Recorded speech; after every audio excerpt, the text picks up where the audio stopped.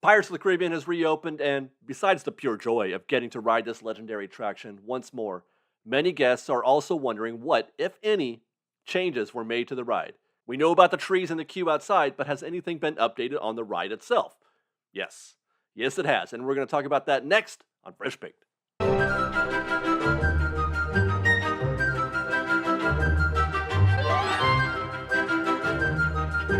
Hi guys, David here with Fresh Baked, and I want to talk to you about new Pirates. Pirates 3.0? I don't even, what version are we on? The attraction was down for a few months with the exterior queue getting rebuilt with new trees, as well as some changes made on the ride itself.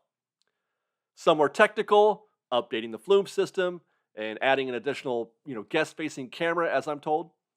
But there were also some updates to the actual show, guest-facing changes, which we'll get into in just a minute. But let's go ahead and start outside with the exterior queue. We know already that those two big, beautiful trees were removed as they were sick and dying. Today we have these two magnolia trees. Smaller than the others, but they will definitely mature and provide shade like the other ones did over the course of time. But we also got some updates to the flooring and the decorative wall elements. We'll start with the flooring, where we can see that they've done a pretty fair job of replacing the pavers on the ground. I mean, they do look lighter here, but I believe that they're going to darken and smooth out over time and will wind up looking more like the before image. We can also report that new tile was installed at the fountain.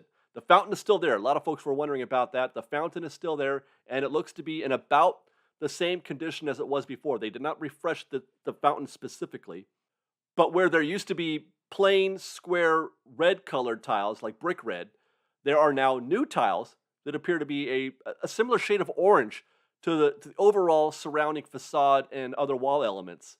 Meanwhile, these tiles also have a new decorative print on them. Looks like the tile and concrete has been updated in the little wall that surrounds the fountain as well. Again, more orange than before with a new pattern, though this time it's less ornate than the original. Here's something fun. There are now also two new lanterns hanging around the fountain, which I absolutely love. This is the kind of extra detail that makes me very happy personally. I haven't yet been able to film this at night to see how it looks, but stay tuned, as I'm sure I'll talk about this in a future ride-through. Speaking of lighting, here's a lamp that wasn't there before. And of course, obviously, there's a matching one on the other side as well.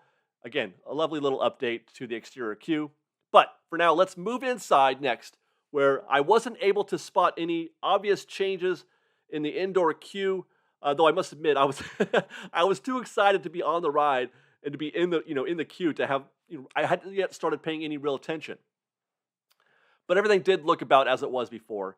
So we're going to go ahead and board our boat and head to the bayou to observe what is most likely the most obvious and visible update in the entire attraction outside of the trees out front. That alligator. It's obviously much more well lit now, which it really draws your attention. It looks beautiful to me. But then I love anything with cool lighting effects on it. It's so different though that it had some wondering if maybe it was new. But it was there before. I can confirm it was there before, but it was set a little lower in the water, and of course it had less light on it. There was like sort of an orange glow from I think a nearby lamp. But what also caught my eye here when we rode by it were those flowers next to it. Those were definitely not there before. Actually, those are everywhere now. Saw a couple by our table at the Blue Bayou, and I'm sure there are more throughout the attraction. By the way, it's hard to tell in the old footage, but my understanding is that new landscaping was applied to the area that on the rail at the Blue Bayou. There's more landscaping or new landscaping planted there, but it's difficult to see it through the lens. But I did get this shot, but this is just what I've been told. We'll keep heading towards the old man on the porch. Keep an eye out for more flowers, this time though in trees, like this one here. Before there was, I believe, to be some kind of, it looked like a weeping willow. Today I'm pretty sure those are magnolias, matching the new ones outside. And those magnolia trees bloom these wonderful white flowers that kind of go with or match a little bit the lotus flowers that we saw over there by the alligator. It's another wonderful touch, if you ask me, something that we might not notice if we weren't paying super close attention, and we would never say out loud, for example, hey, this scene would be way better if it had some magnolias with some blooming white flowers on them. Nobody would ever say that. They would just accept what it is. But Disney went ahead and did that thing, which that's the kind of thing that I look for. That's the kind of extra that I want to acknowledge and appreciate anytime that they're able to do that. Anyway, I think somebody took the boat out and maybe didn't park it back where it was. It's a nuance, but it's not where it was before. By the way, no, the old man's banjo is not missing. He never had one. We talked about in old videos, but there is no banjo. Old man never had a banjo there. We'll take the drops and go to the beach next, where we'll find the scene to be lit a little differently and with a little more color and texture. There is now, I don't know, is that seaweed or maybe some other kind of natural foliage growing in that area? Same foliage actually that we saw before by that treasure chest. There is now more by the skewered skeleton, the guy with the seagull on his head, which, by the way, looks to have been upgraded as well. He's added what looks like maybe some of that same green foliage on top of the pirate's hat. And I'm not sure what that red thing is, whatever that could be, maybe a scarf or something, but that wasn't there before as best as I can tell. We'll keep going to the shipwreck scene with the rain and the lightning. And when I saw this, I thought perhaps they had upgraded the projections, because the rain and the lightning looked to be a lot sharper and brighter than I had remembered it. And there was a time, actually, when it was less sharp. But based on my old footage, this has been in place at least since March of 22, when this before footage was shot. I wasn't able to find any noticeable changes here in the chess table scene. Everything appears as it was as far as I can tell. The captain's quarters, though, is another story. But this is one of those situations where I can't be positive if the changes are, new, as in today, or just kind of recently done. For example, it looks like there's 2 large pillows at the foot of the bed that were either not there before or just positioned differently. And then on the other side of the room, I see a small treasure chest where there wasn't one before, and another small treasure chest on top of a bigger treasure chest next to the piano.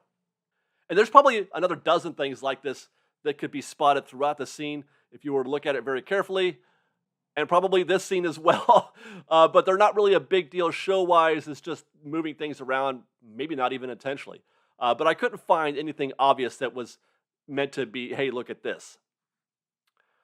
No changes either to the 50-50 pirate, as best as I can tell. But there are a few things in the Barbosa room that are worth noticing.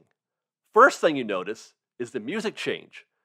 Pre-refurb, the music was the same music that they played during the scene where Jack first arrives in Port Royale, sort of Jack's reveal to his character. Great piece. I love that music.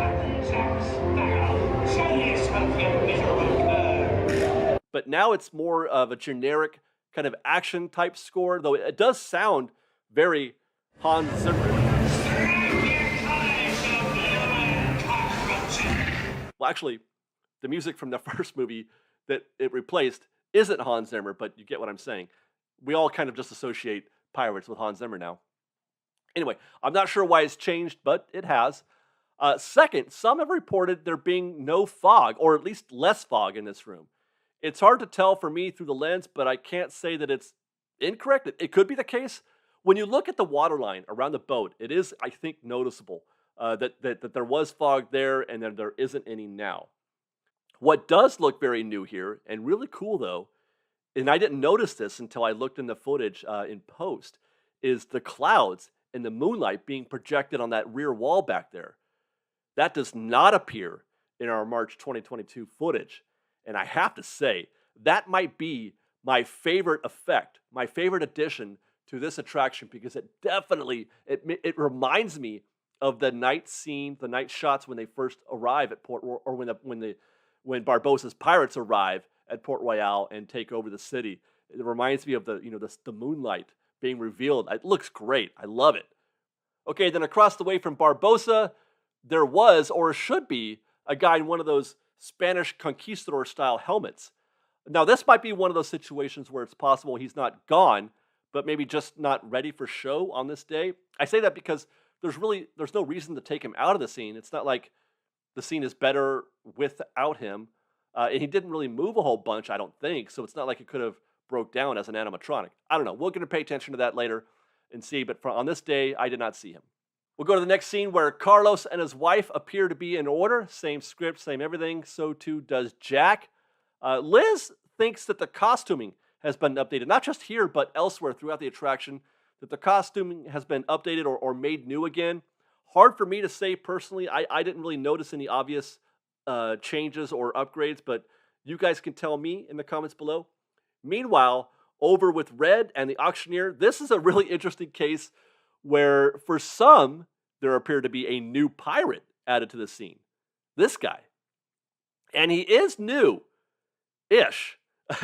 He wasn't there in March of this year in our pre-refurb footage, but he was there back in 2019. So he's new to some, but not new to the ride itself. I would imagine it's one of those cases where they wanted to fix the animatronic and they just kept it offline forever, but they finally, had time to figure it out and they got him reinstalled after the shutdown. The pooped pirate room looks to be about right. And by that, I mean complete with at least one non-functioning turntable, the one at the top. I can't remember the last time they had all the turntable pirates working at the same time. And that one at the top has not been functioning for quite a while, if I recall correctly. And then things look pretty much the same all the way through the rest of the attraction, right up until you get to the last Jack Sparrow scene at the lift hill. Can't really tell if there are any changes to the set design because of the differences in the lighting, my camera settings, the angle from which I'm shooting at. I'm using a closer lens on the new footage than I am on the old footage. But one thing I am sure of is that Jack has switched hands. Where before he held a goblet in his left hand and a medallion in his right, he is now holding the goblet in his right hand and the medallion in his left. Now, I'm not sure why they did this, but perhaps they're trying to cover up an issue with one of his hands.